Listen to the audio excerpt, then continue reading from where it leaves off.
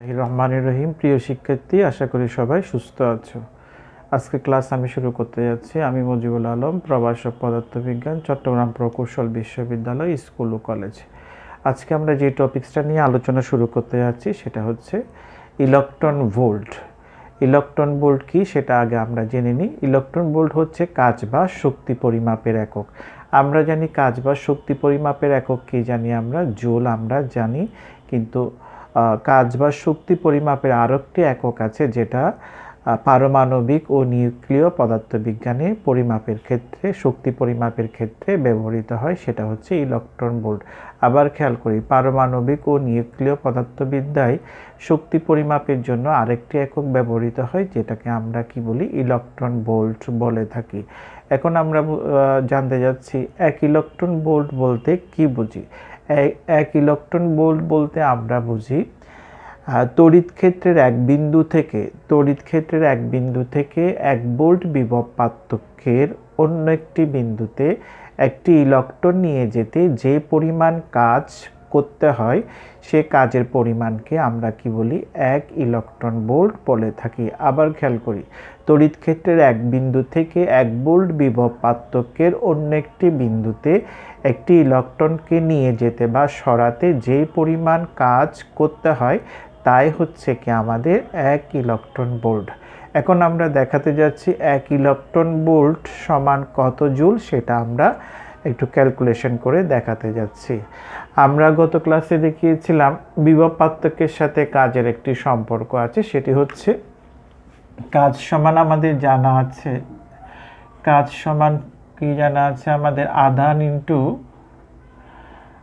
আধান ইন্টু কি জানি আমরা, বিভব পার্থক্য এটা আমাদের জানা আছে।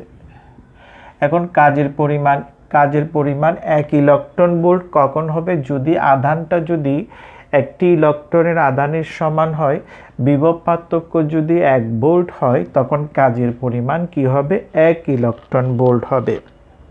অর্থাৎ কাজের পরিমাণ 1 ইলেকট্রন ভোল্ট হবে কখন, যদি আমাদের আধানটা যদি কার সমান হয়, একটি ইলেকট্রনের আধানের সমান হয়। আমরা জানি একটি ইলেকট্রন আধান সমান কত জানি, 1.6 × 10⁻⁻19 কুলম্ব। এবং বিন্দুদ্বয়ের পার্থক্য যদি কত হয় আমাদের, 1 ভোল্ট যদি হয়, তখনই আমরা লিখতে পারবো কাজের পরিমাণটা কত হবে, 1 ইলেকট্রন ভোল্ট হবে।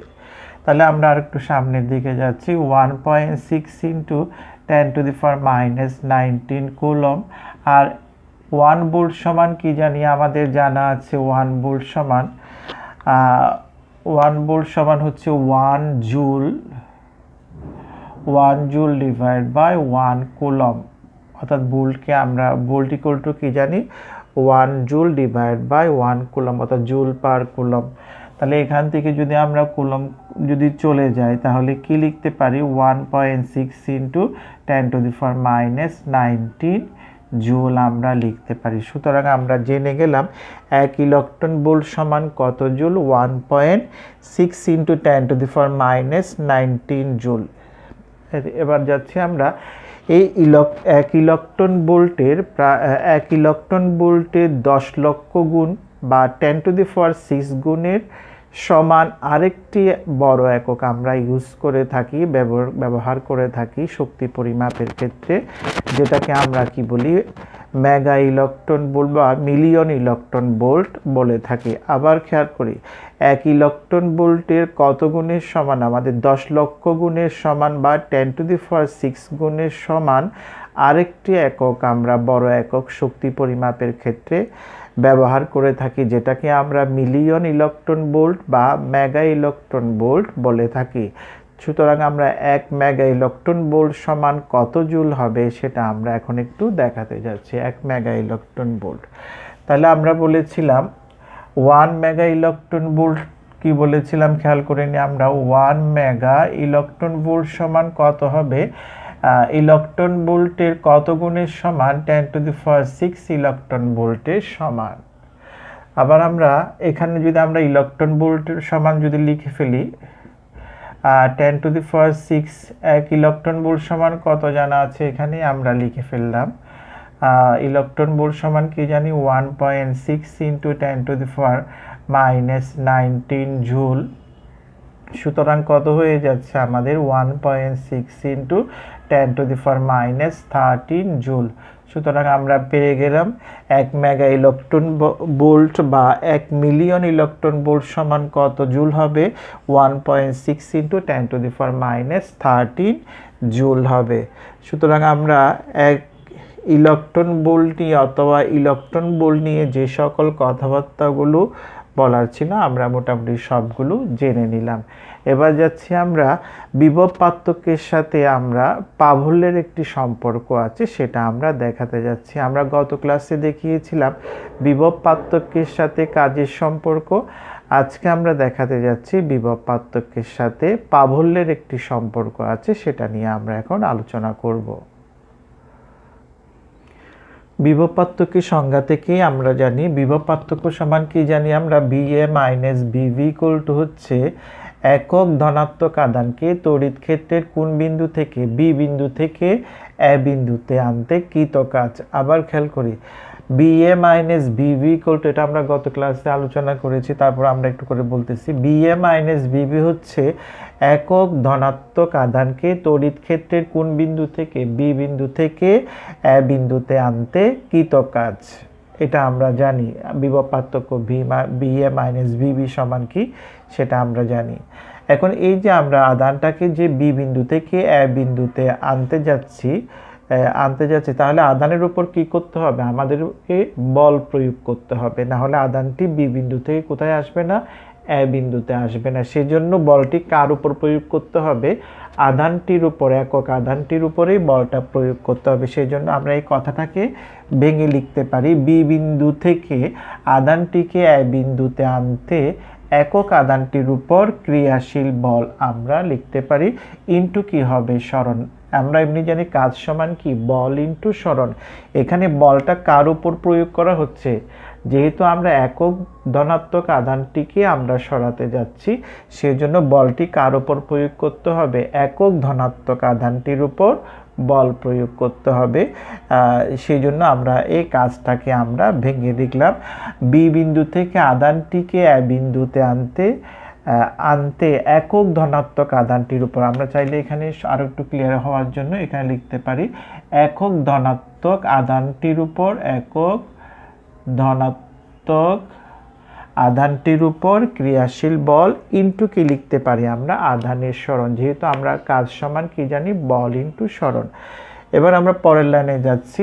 এই যে একক ধনাত্মক আধানের উপর ক্রিয়াশীল বলকে আমরা কি বলে থাকি? প্রাবল্য বলে থাকি। সুতরাং আমরা এই জায়গাটার পরিবর্তে কি লিখতে পারি? প্রাবল্য লিখতে পারি।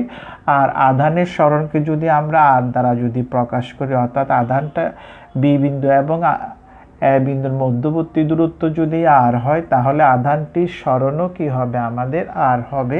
সেই হিসাবে আমরা সরণের জায়গায় কি লিখতে পারি? আর লিখতে পারি। সুতরাং আমরা পেয়ে গেলাম। এইখানে আমরা যদি বা দিয়ে যদি লিখতে চাই এভাবেও লিখা যায় BA মাইনাস BV, এভাবেও লিখতে পারি। বা দিয়ে চাইলে আমরা এভাবেও লিখতে পারি BA মাইনাস BV লিখতে পারি। সুতরাং এখান থেকে আমরা কি লেখা যায় একটু করে খেয়াল করব। ইকুয়াল টু কত লিখতে পারি? BA minus BV divided by আর লিখতে পারি। এটা হচ্ছে কি আমাদের বিভব পার্থক্যের সাথে প্রাবল্যের সম্পর্ক। তাহলে এখানে BA হচ্ছে কি B বিন্দুর বিভব, আর BB হচ্ছে কি BA হচ্ছে কি আমাদের A বিন্দুর বিভব, আর BV হচ্ছে কি আমাদের B বিন্দুর বিভব। কথাটা আরেকটু ক্লিয়ার করি।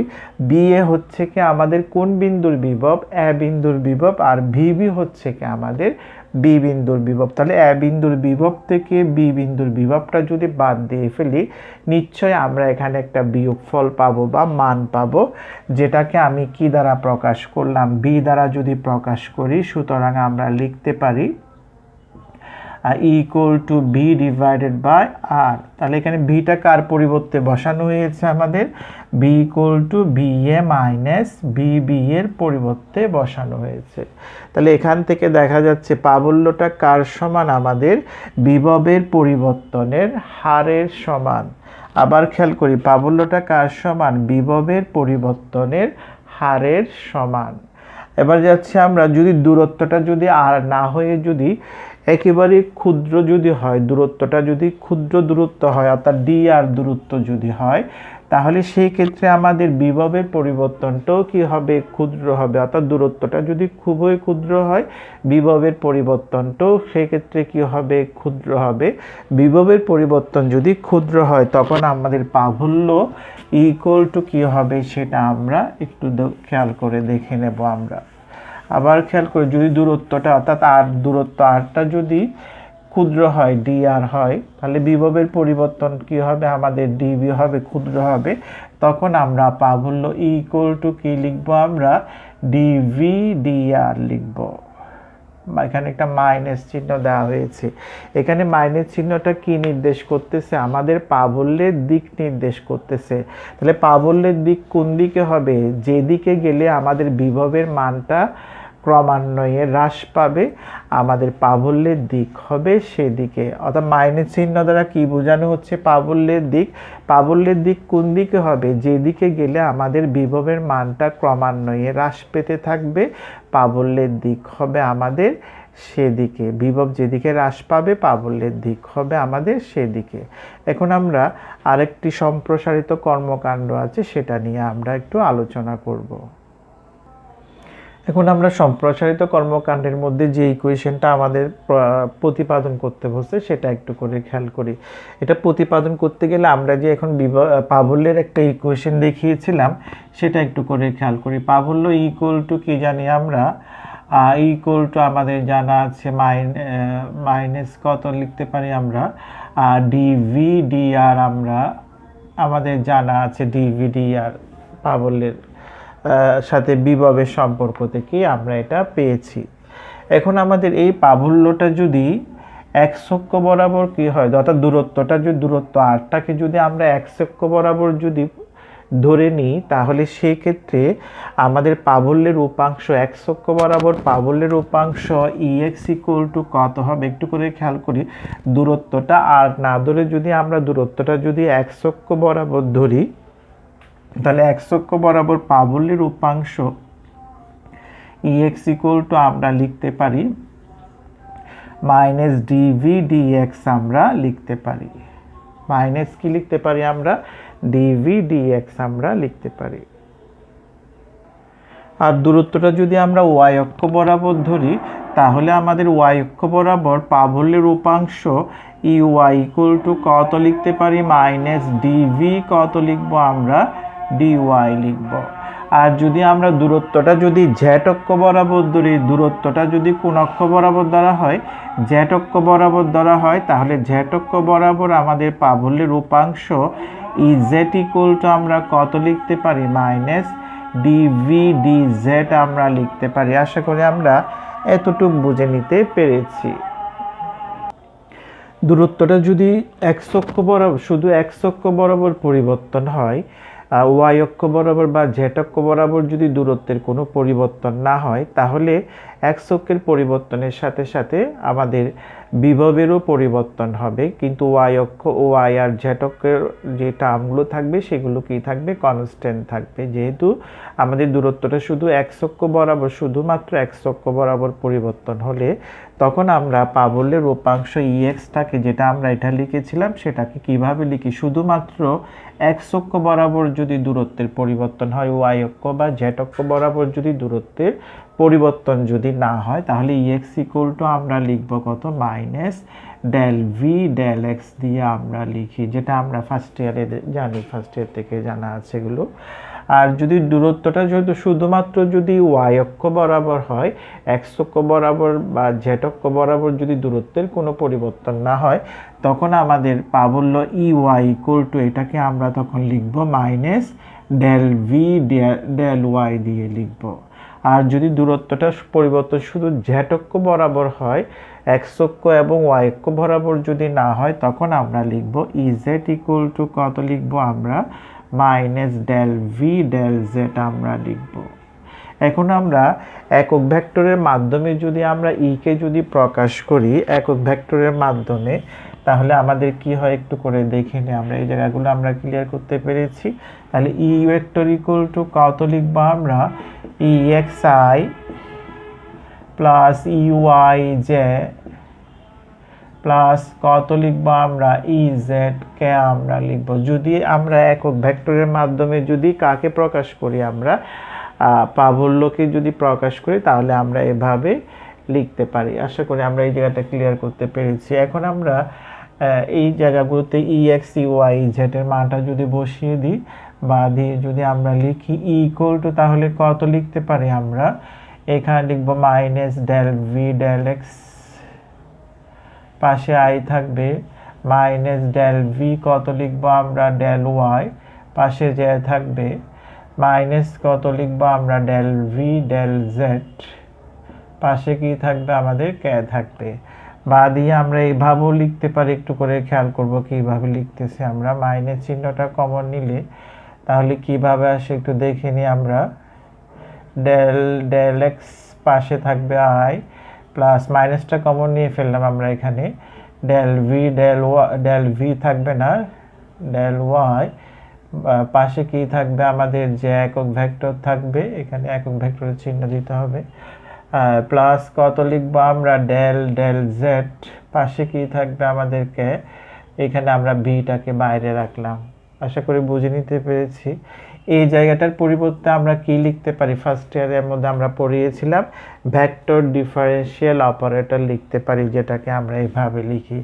বা দিয়ে যদি আমরা লিখি তাহলে ইকুয়াল টু কত হয়ে যাচ্ছে আমাদের মাইনাস ভেক্টর ডিফারেন্সিয়াল অপারেটরটা থাকবে, পাশে বি থাকবে। তার মানে কি ভি এর, এটাকে আমরা গ্রেডিয়েন্ট বলে থাকি, অর্থাৎ ভি এর গ্রেডিয়েন্টের ঋণাত্মক মানটা কার সমান হবে, আমাদের প্রাবল্যের সমান হবে। ভি এর গ্রেডিয়েন্টের ঋণাত্মকটা কার সমান হবে, আমাদের প্রাবল্যের সমান হবে।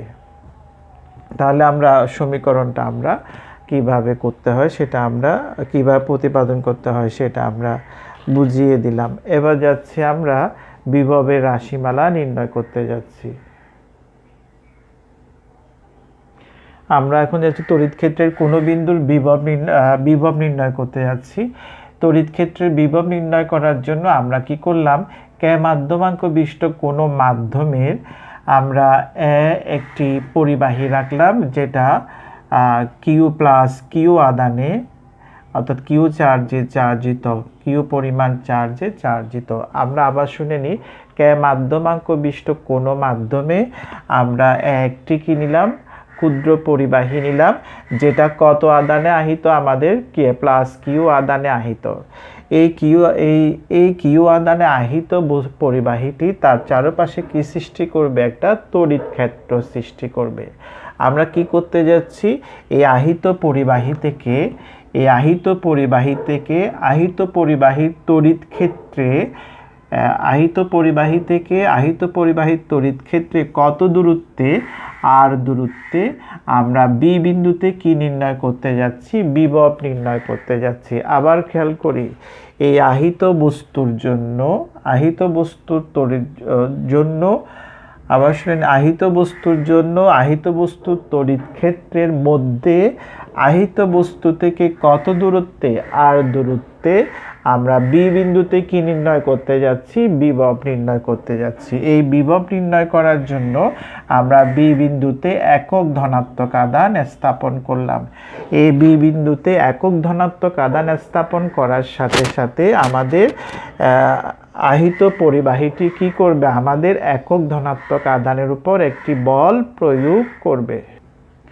এই বি বিন্দুতে একক ধনাত্মক আধানটি স্থাপন করার সাথে সাথে আহিত পরিবাহীটি আমাদের একক ধনাত্মক আধানের উপর একটি বল প্রয়োগ করবে, যেটাকে আমরা প্রাবল্য বলি। কেন বলে থাকি, একক ধনাত্মক আধানের উপর ক্রিয়াশীল বলকে আমরা কি বলে থাকি, প্রাবল্য বলে থাকি। সেজন্য আমরা একক ধনাত্মক আধানের উপর ক্রিয়াশীল বল প্রাবল্য ইকুয়াল টু কি লিখতে পারবো আমরা, 1/4 pi epsilon naught K q divided by কত লিখবো আমরা, আর স্কোয়ার।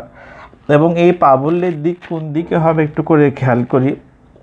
যেহেতু আমাদের আহিত পরিবাহীটি ধনাত্মক আধানে আহিত, সেই জন্য একক ধনাত্মক আধানকে সে কী করবে, বিকর্ষণ করবে।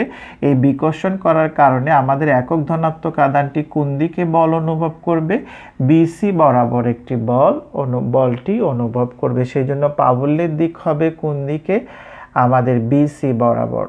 এখন আমি চাচ্ছি এই একক ধনাত্মক আধানটিকে বি বিন্দু থেকে কত দূরত্বে সরিয়ে, ডি আর দূরত্বে সরিয়ে, ক্ষুদ্র দূরত্ব সরিয়ে আমি ডি বিন্দুতে আনতে যাচ্ছি। বি বিন্দু থেকে একক ধনাত্মক আধানটিকে ডি আর দূরত্বে সরিয়ে কোথায় আনতে যাচ্ছি, আমরা ডি বিন্দুতে আনতে চাচ্ছি। এই ডি বিন্দুতে আনতে গেলে আমাদেরকে কি করতে হবে, কিছু পরিমাণ কাজ সম্পাদন করতে হবে। ওই সম্পাদিত কাজের পরিমাণটা কাজ সমান হবে আমাদের বিন্দু দুটির বিভব পার্থক্যের সমান হবে বা বিভবের পরিবর্তনের সমান হবে। কোন বিন্দু দুটির, বি বিন্দু এবং ডি বিন্দুর বিভবের পরিবর্তনের সমান হবে বা বিভব পার্থক্যের সমান হবে। সেই হিসাবে আমরা লিখতে পারি এই বি বিন্দু এবং ডি বিন্দুর বিভব পার্থক্য যদি ডিভি হয়, ডিভি ইকুয়াল টু কি লিখবো আমরা, একক ধনাত্মক আধানটিকে, যে একক ধনাত্মক আধানটিকে থেকে একক ধনাত্মক আধানটিকে একক ধনাত্মক আধানটিকে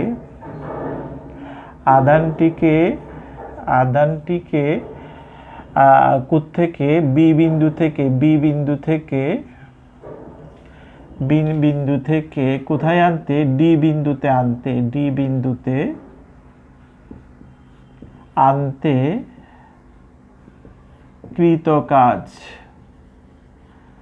কৃত কাজটা কাজ সমান হবে বিন্দুদ্বয়ের বিভব পার্থক্যের সমান হবে। এই যে আধানটিকে, একক ধনাত্মক আধানটিকে আমি বি বিন্দু থেকে ডি বিন্দুতে আনতে যাচ্ছি, সেজন্য আমাকে কি করতে হবে, একক ধনাত্মক আধানের উপর বল প্রয়োগ করতে হবে। তাই বল প্রয়োগ করতে হবে কার উপর, একক ধনাত্মক আধানের উপর। সেই হিসাবে আমরা কাজ সমান কি জানি, বল ইন্টু সরণ। এখানে বল হবে না, বলের জায়গায় কি হবে, প্রাবল্য হবে। কারণ বলটি কার উপর প্রয়োগ করা হচ্ছে, একক ধনাত্মক আধানের উপর প্রয়োগ করা হচ্ছে। সেই হিসাবে আমরা এখানে বলের জায়গায় কি লিখতে হবে, প্রাবল্য লিখতে হবে। তাহলে আমরা প্রাবল্য পেয়ে গেলাম। আর ইন্টু কি লিখতে, আমরা এমনি কাজ সমান কি জানা আছে আমাদের, বল ইন্টু বলের দিকে কি জানি আমরা, বলের দিকে সরণের উপাংশ, এটা আমাদের জানা আছে কাজ শক্তি ও ক্ষমতা চ্যাপ্টারে, সরণের উপাংশ। এখানে বলের জায়গায় আমরা বল না বলে কি বলবো, আমরা প্রাবল্য বলবো। কারণ বলটি কার উপর প্রয়োগ হচ্ছে, আমাদের একক ধনাত্মক আধানের উপর প্রয়োগ হচ্ছে বলে এখন বলের জায়গায় আমরা কি লিখব, প্রাবল্য লিখব। প্রাবল্য ই আমরা লিখলাম। তাহলে প্রাবল্য ই লিখলাম। তারপর বলের দিকে সরণের উপাংশ সমান কত লিখবো আমরা, ডি আর কস 180 ডিগ্রি আমরা লিখব, কস 180 ডিগ্রি। বলের জায়গায় কি লিখবো আমরা, প্রাবল্য। আর সরণের বলের দিকে সরণের উপাংশ কত লিখবো আমরা, ডি আর কস 180 ডিগ্রি। কারণ আমাদের বল কাজ করতেছে এদিকে, সরণ হচ্ছে কোন দিকে, তার বিপরীত দিকে। তাদের মধ্যবর্তী কোণ কত হবে, আমাদের 180 হবে। সেজন্য আমরা 180 লিখলাম।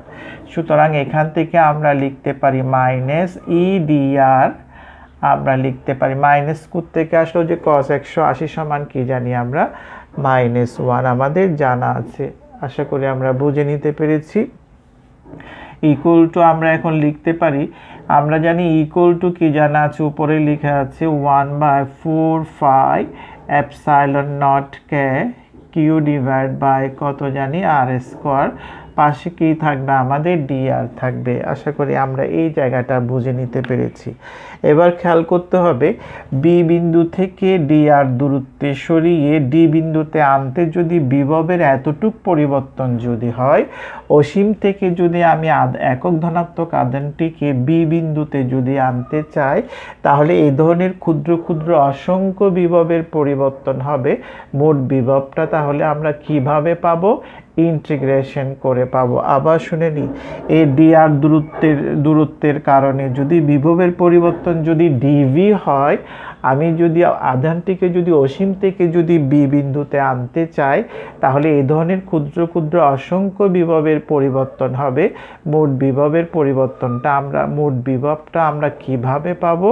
ইন্টিগ্রেশন করে পাবো। তাহলে যেগুলো বললাম সেগুলো আমরা এখন কাজে রূপান্তর করতে যাচ্ছি। অর্থাৎ আমাদের মোট বিভবটা কিভাবে পাবো, এই ইকুয়েশনটাকে আমরা ইন্টিগ্রেশন করব। তার মানে integration of d V, integration of কত লিখব? -1/4 epsilon naught K q divide by r square, পাশে কি থাকবে? dr থাকবে। এখন আমরা দূরত্ব লিমিটটা, ইন্টিগ্রেশন লিমিটটা থেকে আনতে যাচ্ছি? আমরা অসীমে কোথায় আনতে যাচ্ছি? বি বিন্দুতে মানে কত দূরত্বে? আর দূরত্বে আমরা আনতে যাচ্ছি। আমরা জানি অসীমে বিভবের মান কি হয়? 0 হয়। আর দূরত্বে আমি বিভব ধরলাম কত? ভি আমরা ধরলাম। তাই লিমিটটা আমরা বসিয়ে দিলাম। এবার আমরা আস্তে আস্তে কাজগুলো করতে যাচ্ছি। ইন্টিগ্রেশনের কাজগুলো করে আমরা সামনের দিকে প্রসিড হচ্ছে। ইন্টিগ্রেশন অফ ডিভি সমান কি জানা আছে আমাদের? ভি, লিমিট হবে 0 টু ভি। আমরা কনস্ট্যান্ট মানগুলো বাইরে নিয়ে আসি। Q divided by 4 epsilon naught K, integration of কত লিখবো আমরা? ইনফিনিটি টু আর আমরা লিখবো। পাশে কি থাকবে? আর স্কোয়ার, পাশে কি থাকবে? dr থাকবে। আশা করি আমরা এই জায়গাটা বুঝে নিতে পেরেছি। এখন আমরা ইন্টিগ্রেশনটা আর একটু সামনের দিকে যাই। ইন্টিগ্রেশনের মধ্যে খেয়াল করব আমরা বি 0 টু বি আমরা লিখব minus Q divided by 4 epsilon naught K. এটাকে আরেকটু সহজ করার জন্য আমরা আরেকটা লাইন লিখি, আর ইনভার্স টু dr আমরা লিখতে পারি। আশা করি এই জায়গাটা আমরা বুঝে নিতে পেরেছি। এবার আমরা ইন্টিগ্রেশনের বাকি অংশটা আমরা এই জায়গাটার মধ্যে দেখব। এটা আশা করি আমরা বুঝে নিতে পারলাম। বা দিয়ে আমরা কি লিখতে পারি? আমরা লিমিটটা পরে বসাবো, ভি এর লিমিটটা, সেই জন্য রেখে দিলাম। এখানে আমরা যদি লিখি ইকুয়াল টু মাইনাস কত লিখবো? Q divide by 4 epsilon naught K. ইন্টিগ্রেশনের সূত্র থেকে আমাদের জানা আছে কত লিখবো? R to the power -2 + 1 divide by -2 + 1। এগুলো আমাদের ইন্টিগ্রেশন থেকে আমরা জানি। ইনফিনিটি টু আমরা আর লিখে ফেললাম। বা দিয়ে যদি আমরা আরেকটু সামনের দিকে যাই, তাহলে আমরা লিখতে পারি, এখানে খেয়াল করব আমরা V equal to 0 to V বা মাইনাস কত লিখবো? Q divide by 4 epsilon naught K. এখানে কি লিখতে পারি আমরা? আর টু দি পাওয়ার -1 হবে ইনফিনিটি টু আর। তাহলে আমরা এটাকে যদি বাইরে নিয়ে আসি, -1টাকে যদি বাইরে নিয়ে আসি, বা দিয়ে কি হয়ে যাচ্ছে আমাদের? ভি লিমিট হবে 0 টু ভি, মাইনাসটা যদি এটা -1টা বাইরে নিয়ে আসলে মাইনাসে কি হয়ে যাবে? প্লাস হয়ে যাবে। Q divide by 4 epsilon naught K. আর এখানে কি থাকবে? R inverse 1 0 to infinity. বা দিয়ে আর একটু কাজ করে হলে আমরা তারপর আমরা লিমিট বসিয়ে দেব 0 to V Q divided by 4 epsilon naught K. এখানে 1/r লিখব, সূচকের নিয়ম থেকে আমরা জানি এটা। এবার আমরা লিমিট বসিয়ে দিলে আমাদের কাজটা শেষ হয়ে যাবে। আপার লিমিট লোয়ার লিমিট বসিয়ে দিলাম আমরা। ভি -0 ইকুয়াল টু কত লিখবো? Q divided by 4 epsilon naught K. আর এর মান একবার আমরা কি বসাবো? আমরা সরি, এখানে লিমিটটা আমরা ভুল বসিয়েছি। এখানে ইনফিনিটি টু আর হবে, আর এখানেও কি হবে? ইনফিনিটি টু আর হবে। লিমিটটা আমরা ভুল বসাইলাম, একটু করে খেয়াল করে নেব। আর এর মান একবার আর বসাবো, আর এর মান একবার ইনফিনিটি বসাবো। 1/∞ সমান কি জানি আমরা? 0 আমাদের জানা আছে। এখন আমরা একটু ক্যালকুলেশন করলে বিভবের রাশিমালাটা চলে আসবে। একটু ক্যালকুলেশনটা আমরা খেয়াল করব। এগুলো সব আমাদের ম্যাথের জিনিস। তারপর এগুলো আমরা ফার্স্ট ইয়ারে অনেকগুলো দেখিয়েছিলাম এই ধরনের ইন্টিগ্রেশন, সেজন্য আমরা ওখানে অত বেশি সময় ব্যয় করলাম না। বা দিয়ে আমরা লিখতে পারি ভি ইকুয়াল টু কত লিখবো আমরা? Q divide by 4 epsilon naught K কি লেখা যায় ইনটু 1/r আমরা লিখতে পারি, যেহেতু 1/∞ সমান কি জানি আমরা 0, বা দিয়ে আমরা লিখলে v ইকুয়াল টু কত হয়ে যাচ্ছে 1/4 pi epsilon naught K q divided by কত লিখবো আমরা r লিখবো। এটা হচ্ছে কি আমাদের তড়িৎ ক্ষেত্রের কোনো বিন্দুর বিভবের রাশিমালা কোন মাধ্যমাঙ্ক বিশিষ্ট মাধ্যমে, কে মাধ্যমাঙ্ক বিশিষ্ট কোনো মাধ্যমে।